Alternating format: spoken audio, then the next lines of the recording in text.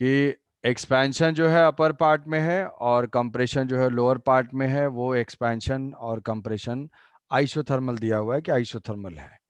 कुछ और होगा तो वैसा वहां पे दिया रहेगा, नहीं दिया है तो हम आइसोथर्मल लेंगे, या गिवन होगा तो भी आइसोथर्मल लेंगे। तो आइसोथर्मल प्रोसेस में इक्वेशन ऑफ प्रोसेस होता है P1V1 is equal to P2V2। तो फर्स्ट केस के लिए हम इस चैम्बर में जो है इस गैस का जो 1 है यहाँ पे, ये इनमें आइसोथर्मल एक्सपेंशन हो रहा है और यहाँ पे जो है आइसोथर्मल कंप्रेशन हो रहा है। तो यहाँ पे हमने क्या कर दिया, P1V1 is equal to P2V2। तो मतलब इक्वेशन हम लिख लेंगे कि P0 into 25 sorry 20 into cross section area A. Volume ये है P1V1, 20 into A is the volume, length into area. और इस चैम्बर के लिए दिस इक्वल टू P1, इसको क्या करता हूँ कि मैं सिंबल में रहने देता हूँ सो दैट कि मान लो कभी गलती से रिवाइज किए पहले की, हालांकि ऐसा तो होगा नहीं कभी, क्यों, टाइम तो है नहीं, बहुत बिजी हैं। ये है L1 और ये है L2। तो इस फर्स्ट के लिए P0 L0 into cross section area is equal to P1 L1 into cross section area. Same चीज सेकेंड चैम्बर के लिए भी लिखेंगे, P0 L0 लेंथ सेम है इंटू क्रॉस सेक्शन एरिया और is equal to P2 L2 into A. ये हो गया equation number 1 for isothermal compression, isothermal process से P1V1 is equal to P2V2 यही अप्लाई किया जा रहा है इसमें, और कुछ खास बात नहीं है। ठीक है, अब नेक्स्ट नेक्स्ट क्या है, नेक्स्ट इक्वेशन कि यहाँ पे हमने फ्री बॉडी डायग्राम से देख लिया, यहाँ पे हमने फ्री बॉडी डायग्राम से देख लिया कि भाई यहाँ पे मरकरी कॉलम जो है, मरकरी कॉलम तो इक्विलिब्रियम में है, तो हॉरिजॉन्टल है अगर ट्यूब तो दोनों साइड से सेम प्रेशर होना चाहिए। बट वर्टिकल में लिक्विड में प्रेशर का वेरिएशन होता है। तो वर्टिकल में अगर लिक्विड का प्रेशर का वेरिएशन होता है तो हम क्या करेंगे, यहाँ पे ऐसे लिख लेंगे P1 इस साइड यहाँ पे जो प्रेशर है, सोच के बताना इसमें किसी को डाउट होता है तो, डाउट होता है या आश्चर्य लगता है, P1 plus h rho g, liquid में डाउनवर्ड आएंगे तो क्या हो जाएगा एच रो जी। तो ये एच रो जी सेंटीमीटर को मीटर में चेंज करेंगे, plus 0.1 into rho mercury into g is equal to P2। P1 plus h rho g, liquid में डाउन आएंगे तो प्रेशर इंक्रीज होगा, लिक्विड में आप जाएंगे तो प्रेशर डिक्रीज होगा। यहाँ पे इस पॉइंट का प्रेशर, लिक्विड के टॉप पे प्रेशर P1 है, P1 plus h rho g is equal to P2, यहाँ पे ये लिख दिया। और अब ये दोनों इक्वेशन से हमें P0 फाइंड करना है, इन दोनों इक्वेशन से P0 फाइंड करना है। कैसे फाइंड करेंगे, यहाँ पे भाई P1 की वैल्यू P0 के टर्म्स में पुट कर देंगे, P2 की वैल्यू P0 के टर्म्स में पुट कर देंगे। ए अपना कैंसिल आउट ही होगा, यहाँ पे ए कैंसिल आउट हो जाएगा। What is P1, P1 is equal to P0 L0 by L1 plus 0.1 rho H G into g is equal to P0 L0 divided by L2। ठीक है, तो क्या फाइंड करना है P0, तो P0 को फाइंड करने के लिए ऐसे लिख लेंगे P0 L0 by L2 minus L0 by L1 is equal to 0.1 rho hg into g. So what is P0? P0 is equal to 0.1 rho hg into g into L1 L2 L1 L2 divided by L0 L1 minus L2 L1 minus L2। समझ पाए? हाँ sir. Values इसमें put करके बताओ। Rho H G is equal to 13.6 into 10 power 3 kg per metre cube, 13.6 into 10 power 3 kg per metre cube. L1 L2 की values 0.25 0.15, ये सारा put करते हैं, देखा जाए कितना आता है। P naught is equal to 0.1, ये हो जाएगा 13.6 इंटू 10 पावर 3, जी की वैल्यू 10, L1 L2 0.25 0.15, तो ये हो जाएगा 0.25 0.15 divided by L not. L not क्या है? इनिशियल लेंथ, ये है 0.1, और 0.25 माइनस 0.15, तो ये हो जाएगा 0.1, ये भी हो जाएगा 10 पावर माइनस। सर बोलो। सर एल नॉट तो 0.2 होगा ना, 20 centimetre L not. L not 20 है, यस 20 है यार। ओह, तो इसको एल नॉट को 0.2 कर देते हैं। हाँ ठीक है, 0.2, तो 2 इंटू 10 पावर -2, तो इफेक्टिवली क्या होगा आंसर? 10⁵ तो आ जाएगा ये 13.6 into 0.25 into 0.15 into 10⁵ divided by 2, तो डिवाइडेड बाई 2, यहाँ से आ जाए 10 पावर -2, ऊपर ये 10 पावर 5, 10 पावर 5 हो जाएगा, 10 पावर 5, तो ये वैल्यू कितनी आएगी?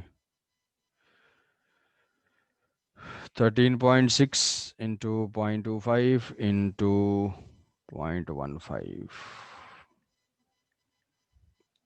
सो 0.25, 0.255 255 इंटू 10⁵ न्यूटन पर मीटर स्क्वायर। बताओ, कहीं समझ तो नहीं गए?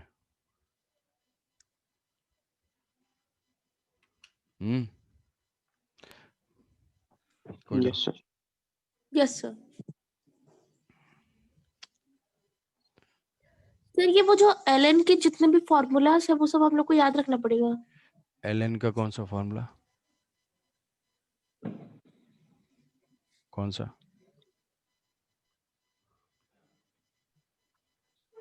कौन सा फॉर्मूला बोल रहे हो बताओ? सर इस क्वेश्चन में, पहले वाले क्वेश्चन में जो एलन का था 1/2 और 2 का, वो सब हम लोग को याद रखना पड़ेगा। हाँ, तो 1/2 और 2 में क्या याद रखना है तुम्हें? ln 2.693 होता है, बस इतना याद रखना है।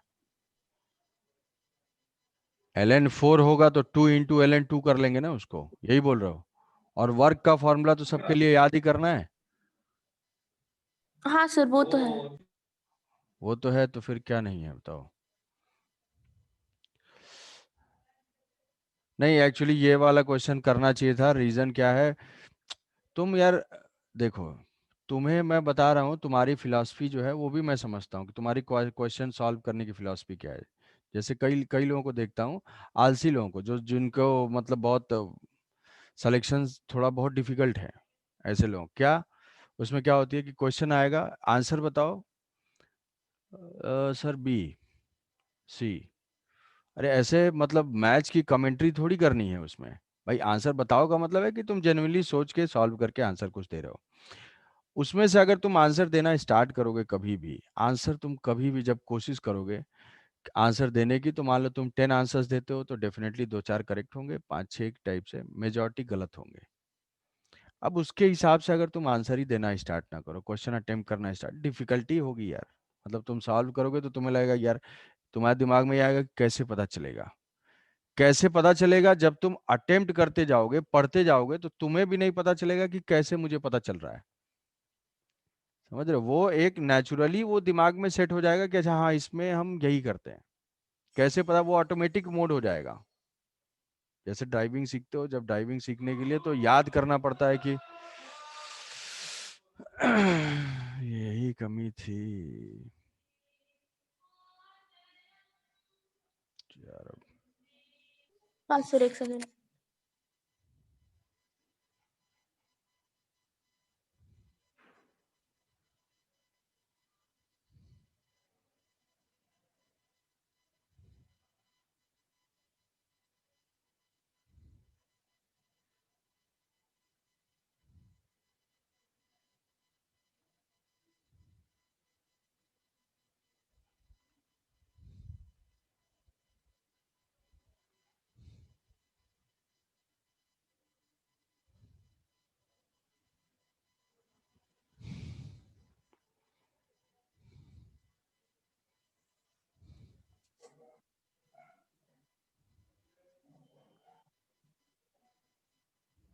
सर वो पी नॉट का तो आपने कुछ मतलब जहां पर है वहां पर तो कुछ लेंथ नहीं दिया। पी नॉट कौन सा? ये ओपन ट्यूब है, ओपन ट्यूब है, ओपन ट्यूब है, एटमॉस्फेयर है, इट इज ओपन ट्यूब।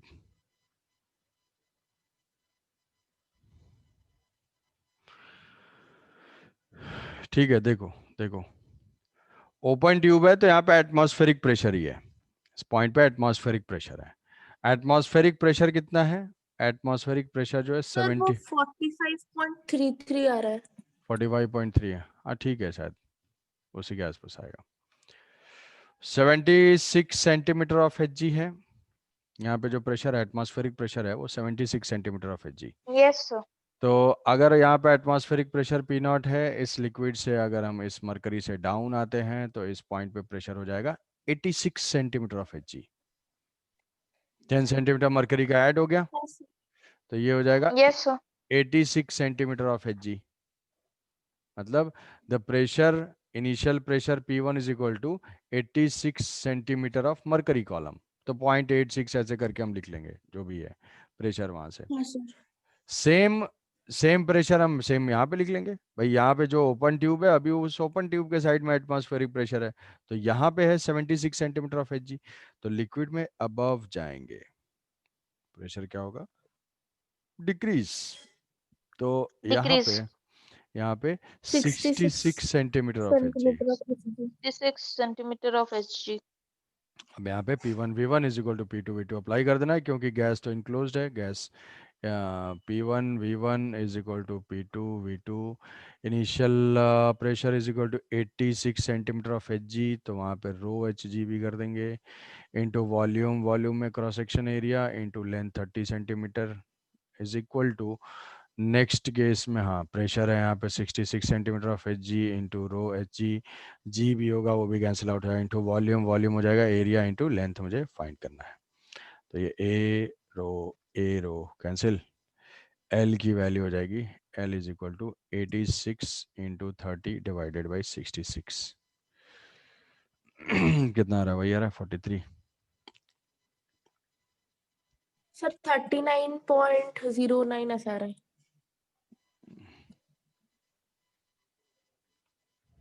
39.09, ठीक है। तो ये होगा अपना आंसर 39.09 या 1 centimetre is the new air column, new air column. समझे? हाँ sir.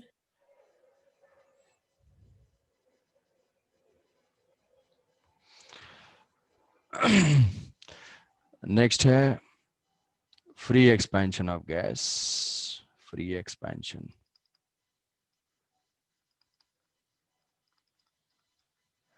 Free expansion of gas, gas का जो है फ्री एक्सपेंशन होता है। फ्री एक्सपेंशन मतलब external pressure is zero, external pressure is zero. कि ऐसा हम कंसिडर करते हैं कि ये एक इनक्लोज्ड चैम्बर है, और इनक्लोज्ड चैम्बर है, तो इनक्लोज चैम्बर है, और इस इनक्लोज चैम्बर में सपोज कि ये गैस इनक्लोज्ड है, गैस इनक्लोज्ड है, और यहाँ पे एक स्मॉल ओपनिंग है, इस पार्ट में वैक्यूम है, वैक्यूम है, और यहाँ से गैस इसमें इसमें जो है गैस इनक्लोज्ड है।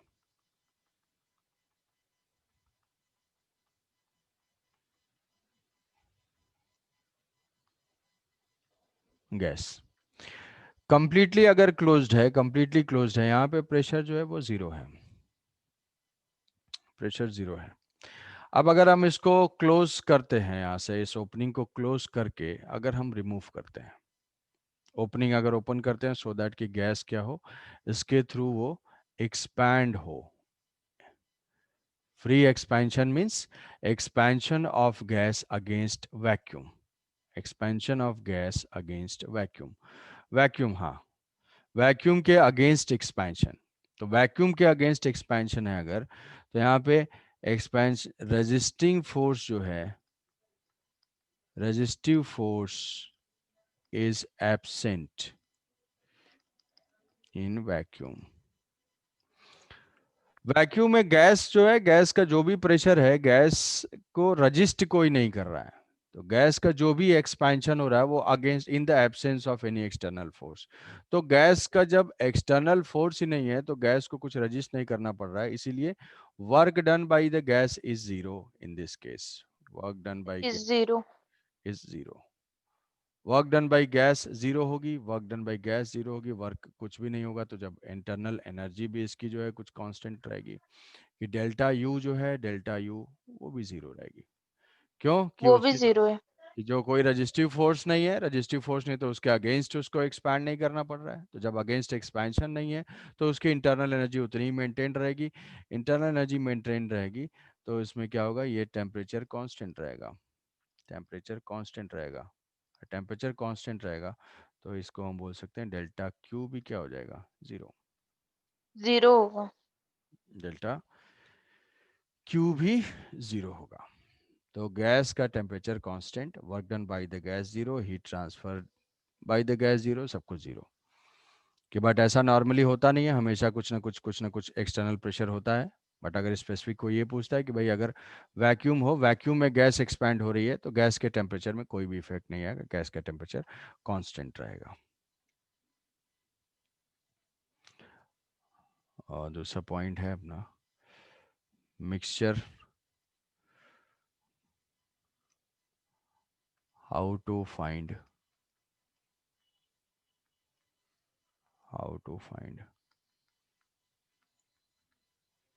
Gamma mixture. Gamma mixture, gamma mixture मतलब सपोज कि मैं एग्जांपल लेता हूं कि 2 moles of helium, 2 mole of helium plus 1 mole of hydrogen is mixed, hydrogen is mixed, then what is the gamma of this mixture, ऐसा मुझे find करना है। क्वेश्चन आएगा मुझे ये कि 2 मोल हीलियम के मिक्स हो गए, अभी तो क्या था, सिंगल एटॉमिक टाइप का था, एक ही है। अब ऐसे का सीपी क्या होगा, ऐसे का सीवी क्या होगा, अगर हीट वीट मुझे अप्लाई करना हो, वर्क डन अप्लाई करना हो। जैसे मान लो टेम्परेचर दिया हुआ है कि एक कंटेनर है, कंटेनर में 2 गैसेज हैं, एक हीलियम है एक हाइड्रोजन है। इससे पहले क्या था, सिंगल हम गामा लेते थे ना, मोनो एटॉमिक है तो सारा का सारा मोनो एटॉमिक है, डायटॉमिक है तो सारा का सारा डायटॉमिक। बट अगर मिक्सचर होता है, मोनो एटॉमिक डायटॉमिक का मिक्सचर है, ऐसे केस में हम गामा सीपी सीबी ये सारा कैसे कैलकुलेट करेंगे। तो बेसिकली क्या है कि जो भी मिक्सचर है गैस की, जो भी मान लेते हैं हम कि फार्मूला पहले लिख लेंगे उसके बाद इसको कैलकुलेट करेंगे। कि मान लिया कि मैं 2 गैसेस को मिक्स कर रहा हूँ और 2 से फिर वो चीज़ हम 3 के लिए कर लेंगे, कि नेट जो इंडिविजुअल की इंटरनल एनर्जी होगी for mixture of gas, for mixture of gas, gas के मिक्सचर के लिए जो इंटरनल एनर्जी होगी that is equal to u mixture. Total internal energy constant रहेगी, इंडिविजुअल गैस की जो इंटरनल एनर्जी होगी वही टोटल मिक्सचर की इंटरनल एनर्जी होगी। तो U1 plus U2 is equal to u mixture. तो यहां से हो जाएगा एक का N1 CV1 T1, एक मान लिया कुछ अलग टेम्परेचर पे, दूसरा जो है N2 CV2 T2। Temperature same लेंगे, अगर कोई टेम्परेचर T है, एक ही टेम्परेचर T, टेम्परेचर का वेरिएशन नहीं, किसी एक ही टेम्परेचर पे है, 2 गैसेस सेम टेम्परेचर पे हैं, सेम टेम्परेचर पे है मतलब दोनों का टेम्परेचर इक्वल है, 2 गैसेस हैं उनको सेम टेम्परेचर पे है, कि किसी टी टेम्परेचर पे है, एक गैस है दूसरा गैस, मतलब मिक्सचर है, मिक्सचर का भाई एक ही टेम्परेचर है। अब मुझे उसके गामा सीपी ये सब फाइंड करना है। तो फर्स्ट गैस की जो इंटरनल एनर्जी वो होगी N1 CV1 into t, second gas की इंटरनल एनर्जी होगी N2 CV2 into t, is equal to is equal to is equal to N1 plus N2, ये क्या हो जाएगा total number of moles N1 plus N2, और ये हो जाएगा CV mixture into t, total number of moles और mixture का कुछ CV है इंटू टी, तो ये हो जाएगा इंटरनल एनर्जी। तो टी जो है यहाँ पे कैंसिल आउट हो जाएगा, CV mixture CV mixture is equal to N1 CV1 plus N2 CV2 divided by N1 plus N2. N1 plus N2. तो सेम जो है सेम अप्रोच हम यहाँ पे CP के लिए भी अप्लाई कर सकते हैं। CP के लिए भी अप्लाई हो सकता है कि CP N1 CP1 CP mixture CV की जगह मान लो CP1 minus r, CV2 minus r और यहाँ पे CP मिक्सचर माइनस आर। तो ये आर जो है वो कैंसिल आउट हो जाएगा, हमें फॉर्मूला मिल जाएगा N1 CP1 plus N2 CP2 divided by N1 plus N2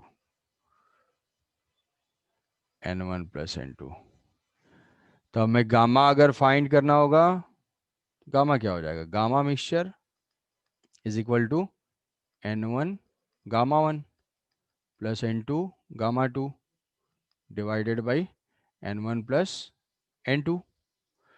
तो ये फार्मूला जो है ऐसा लगता है कि CV का ये फार्मूला है, CP का ये फार्मूला है, तो गामा का भी यही फार्मूला होगा, लेकिन ऐसा नहीं है। गामा का फार्मूला क्या है, ये चीज़ जानना है कि ऐसे दिखने वाले सेम टाइप के फार्मूले हैं लेकिन ये नहीं है। कैसे फाइंड करेंगे गामा मिक्सचर, ऐसे थोड़ी फाइंड कर रहे हैं। गामा मिक्सचर जो है that is equal to CP mixture CP mixture by CV mixture. CV mixture, तो ये हो जाएगा gamma mixture is equal to N1 CP1 plus N2 CP2 Plus divided N2 CP2 upon N1 N1 CV1 plus N2 CV2. CV2। तो ये formula apply करके हम gamma mixture find करेंगे। तो इसमें अगर कैलकुलेट करो helium 2 moles of helium 1 mole of hydrogen, तो क्या होगा आंसर गामा मिक्सचर, क्विकली बताओ। नंबर ऑफ मोल्स 2 है, हीलियम है, मोनोएटॉमिक है, मोनोएटॉमिक के लिए CP कितना हो जाएगा 5R/2 5R/2 plus hydrogen diatomic है, डायटॉमिक के लिए CP क्या हो जाएगा, वो भी 7R/2। हाइड्रोजन के लिए 1 मोल हाइड्रोजन तो N2 7R/2 divided by CV 2 into 3R/2 monoatomic and diatomic के लिए 1 इंटू 5R/2। तो ये 2 कैंसिल आउट हो जाएगा, 2 कैंसिल आउट होगा, ये 5R plus 7R/2 divided by 3R plus 5R/2। तो गामा मिक्सचर क्या आएगा भाई, 17/11 17/11 17/11। Yes, sir. तो ऐसे मिक्सचर होगा तो मिक्सचर के लिए हम ये अप्रोच यूज कर लेंगे, CP फाइंड करने के लिए, CV फाइंड करने के लिए सब कुछ कैलकुलेट करेंगे। ठीक है चलो आज एंड करते हैं, नेक्स्ट क्लास में इसके आगे पढ़ेंगे। आज के लिए ये एक रीडिंग असाइनमेंट रहेगा NCERT से। इसको एक बार जूम आउट कर दीजिएगा, हाँ एक जूम बार आउट देख करता हूँ। लीजिए।